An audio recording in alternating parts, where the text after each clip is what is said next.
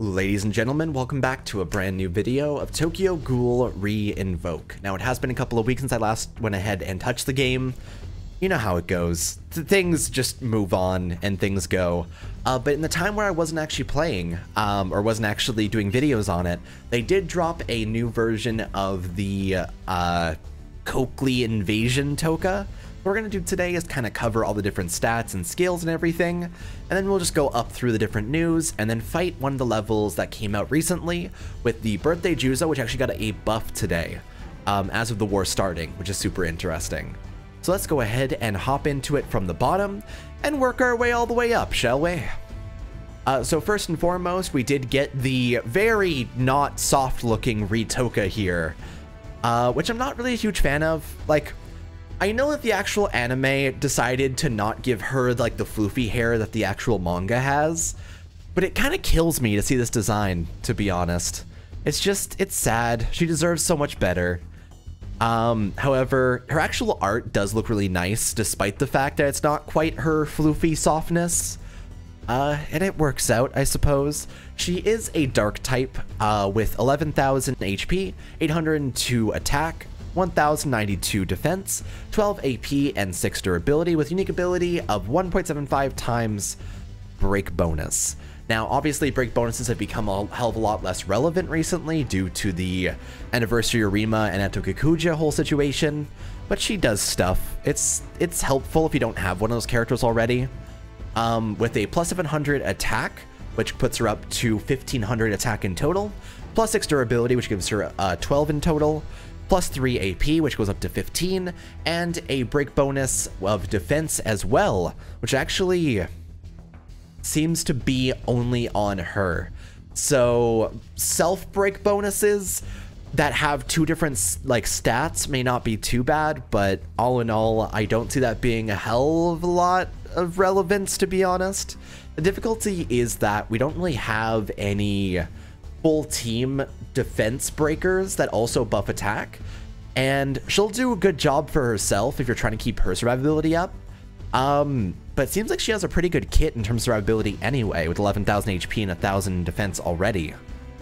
So I don't quite know about that being her 10 out of 10 skill. I feel like if she had some kind of status ailment, it might help out a little bit more in terms of her DPS stuff.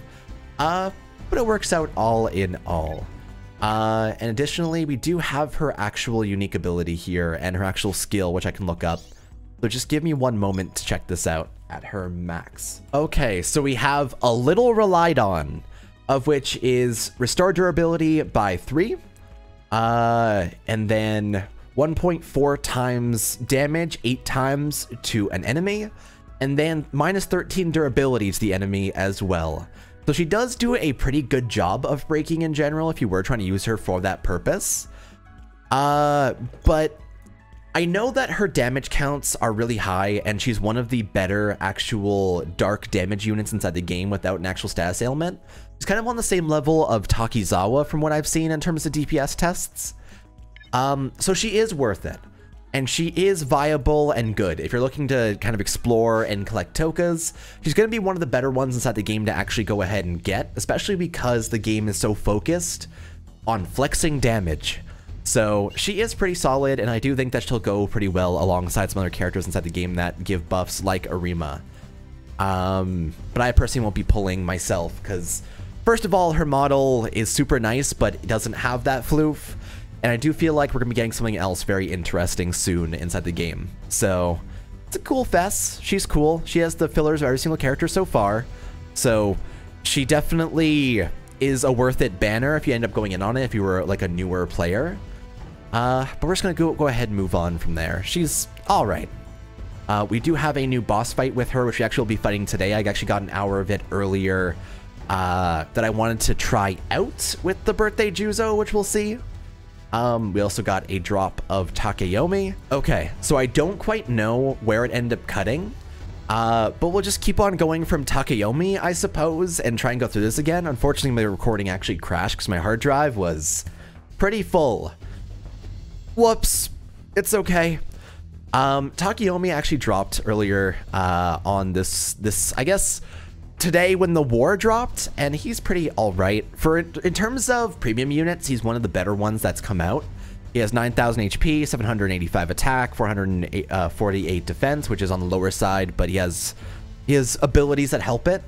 9 AP and 9 durability with a 1.75 or 1.7 times killer to all blues, plus 400 attack, plus 500 defense, 10% skill damage cut, I believe, and a negation of any guard whenever he fights someone. So he's pretty all right. He's another one of those characters you'll only want to pull on if you end up really direly wanting him. I don't know if there's people that are fans of Takeyomi and Yoriko, but they're here, so that's helpful at least. That's cool. I expected him to actually get dropped during the auction arc, but they end up waiting all the way until Coakley for some reason. It works out, I guess. We're also up to 5 million downloads. Yep. Just goes on. We actually got one of the old, I think this is one of the old Reinvoke icon things. Honestly, I don't quite remember. I just recognize this art for Kaneki.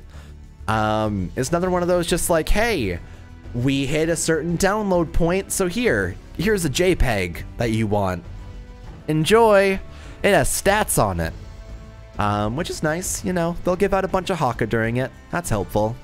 And finally, we have War number 18, which has an actual reward of our boy Shinsanpei Aura, which I believe is his name. You should probably check that. I think it's Shinsanpei.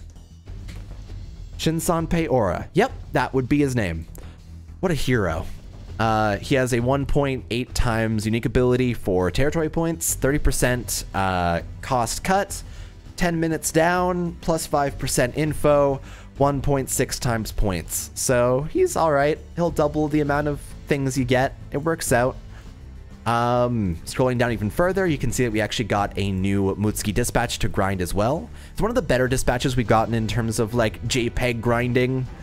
But she's nothing special, especially her actual abilities aside from her conflict stuff. Like her conflict stuff gives you at least the Bikaku speed increases, but her non-versions of that is a minus 5 minutes, plus 5% info, minus 5% cost cut, and plus 10% info. Super useless stuff.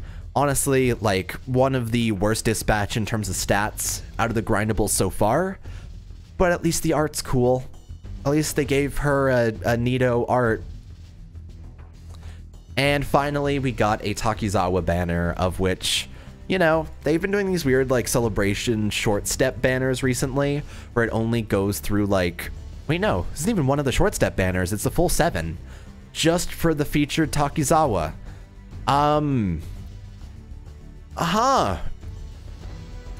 Why?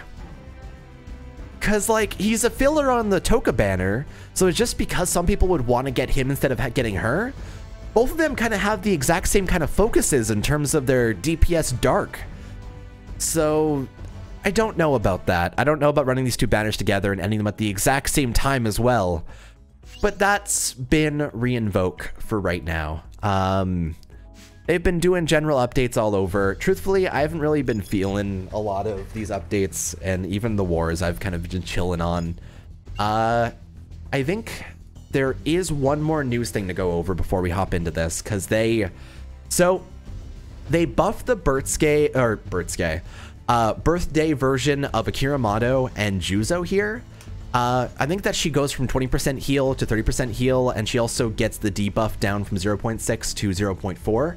I don't remember exactly what stat it ends up taking away, but 0.4 is one of the better versions of debuffs inside the game so far. Whether it's attack or defense, I actually probably could check this here. It's actually pretty important, and I do think that it's super worth it that they end up changing that. Because they're trying to retroactively make these birthday units more viable, and I actually end up pulling that. I also got to put in my reCAPTCHA thing here. God damn it. While I'm doing the translation. It does appear to be the defenses. Oh, the enemy's attack and defense by 0.4.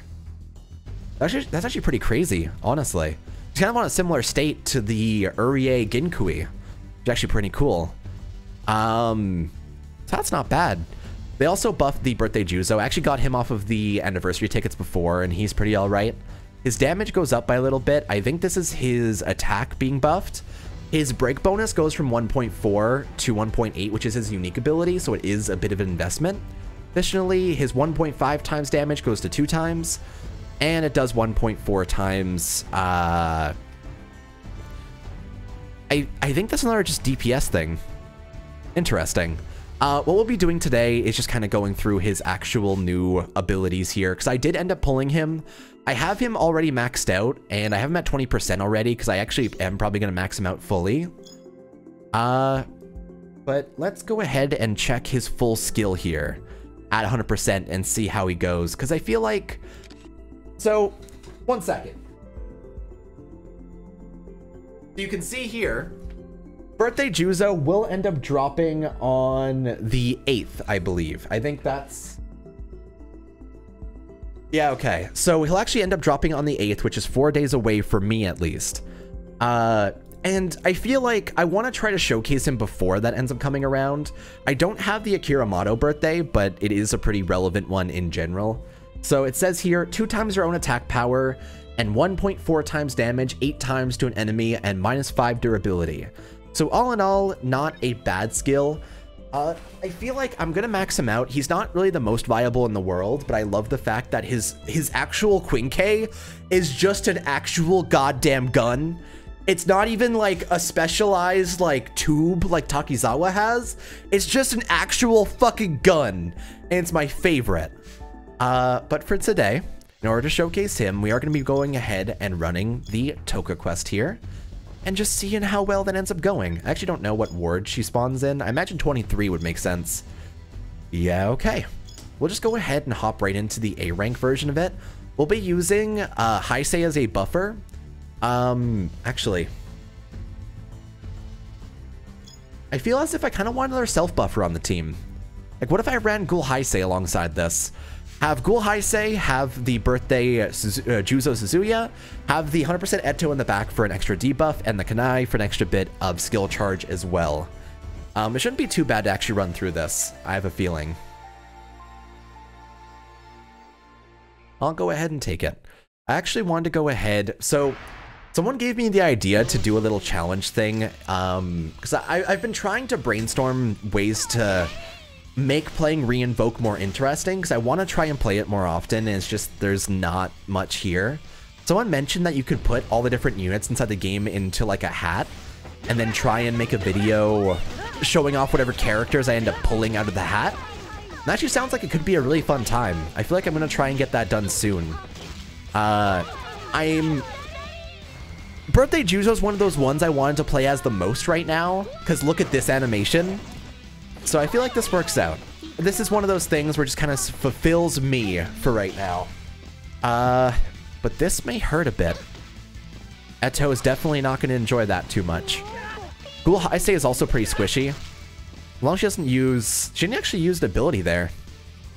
Here. Let's try and get some charge on Kanai here. So I feel as if that's going to be the most important part of dying.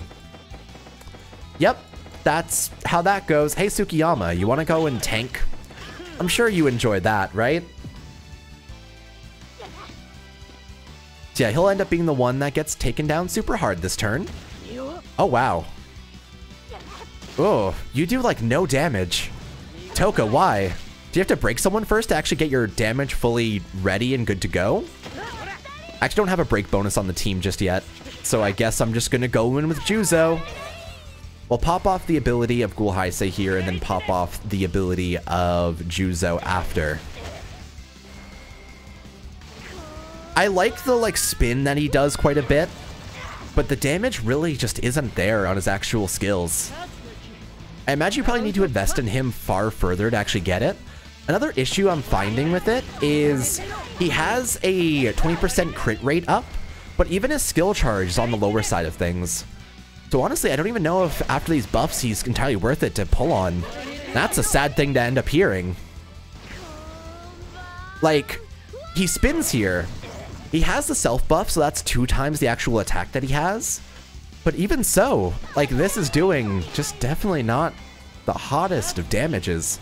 And we end up at 69, because that's how that ends up going. He's probably going to end up killing Ghoul Heisei here. So that's going to be a bit rough. We're still in a way to actually beat this. Honestly, this level is one of the easier ones that's come around recently. She has a lot of durability, but it's genuinely not that bad. Oh no! You broke Kanae! That's so rude! God damn! In that case, let me go ahead and toss on Annie Arima and just kind of solve things. Give me 1 second. Sometimes in this world, you want to solve something, you gotta solve it yourself. And the answer for trying to get that done is saying hi to Anniversary Arima and being like, hey, let's go do some good shit. Because he's a very easy cheat code for actually getting breaks off.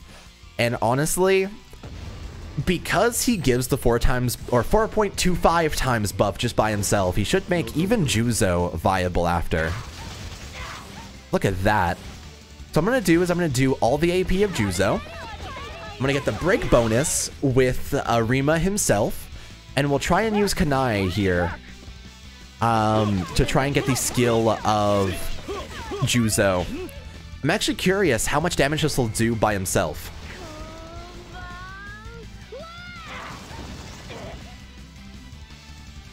Even with that 2 times buff, his entire skill together did 30,000 damage. His normal attacks do 8,000 per crit. That's pretty alright, you know? It's viable. That's definitely the word I would use. We'll use all the AP of Eto here. We'll use all the AP of Juzo again. Hey, Arima. What was that damage count again? Oh, 27,000. Oh, 41,000. Yeah, that's pretty rough, if I'm being honest. Definitely not the kindest. I'm probably going to end off my turn here and try and kill with the Juzo anyway. So I want to get his post-battle portrait for thumbnail stuff. But, oof, man. I really don't think that, in terms of banners, even now that I'm looking at this and seeing what Juzo's all about, his damage really isn't high enough to actually... That was rough. His damage really isn't high enough to actually justify pulling on him, if I'm being honest. Like, even at this moment, I'm just really not feeling that.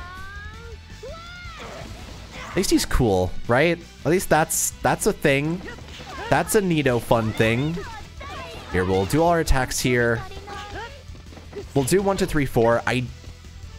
Eto could probably get the charge by herself, right? Yeah, that's fine. That's chill. Does Toka have anti-paralysis or bleed?